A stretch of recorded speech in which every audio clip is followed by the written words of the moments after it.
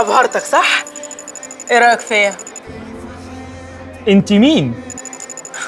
ليك حق ما تعرفنيش، انا هدير. مش هدير.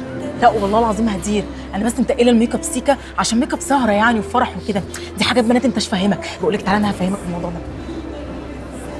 تعالى نرقص، تعرف ترقص؟ اعرف. مالك طيب، مالك مخشب كده ليه؟ عرفني يا عم ان انت جامد وبتروح جيم، بس الراس خلي بالك عايز ليونه ومرونه، خليك مرن كده. ايوه كده. بقول لك ايه يا لذيذ، ايه رايك نعمل فرح زي ده، ولا نحوش الفلوس ونعمل شهر هاني مون وكده، ولا نعمل ايه رايك؟ استفسارك بخصوص ايه؟ يعني نعمل فرح ولا نعمل شهر عسل، ولا نعمل الاتنين؟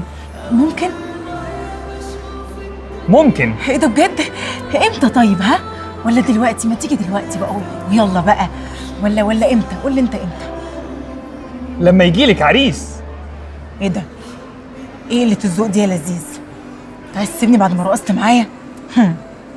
انسى.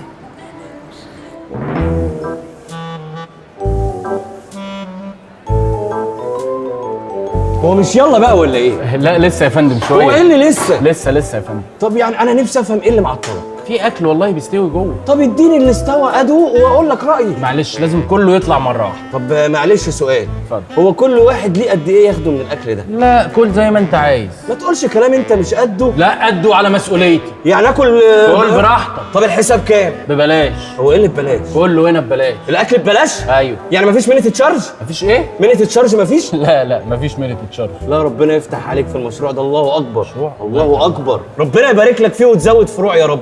والله العظيم دي حاجه هايله جدا.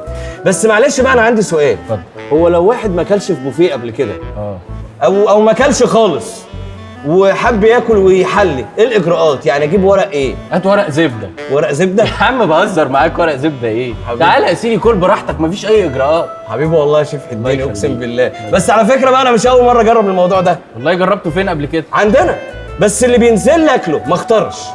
الكلام ده غالبا بيبقى في رمضان. ايوه دي موائد رحمن. ده النظام هناك، اللي ينزل لك تاكله. وده النظام في السجن برضه. عايزين نلاقي فرصة بس لما الناس اللي ملموم عليه دي تمشي ونروح نهجم عليه. نضربه انت كمان؟ انت هتعمل لنا مصيبة. انا قصدي نروح يعني نتكلم معاه ونبهره بشغلنا ونحاول نقنعه ان هو يشغلنا. لو وصلنا لان هو اللي يفكر ان هو يشغلنا تبقى كده الخطة نجحت.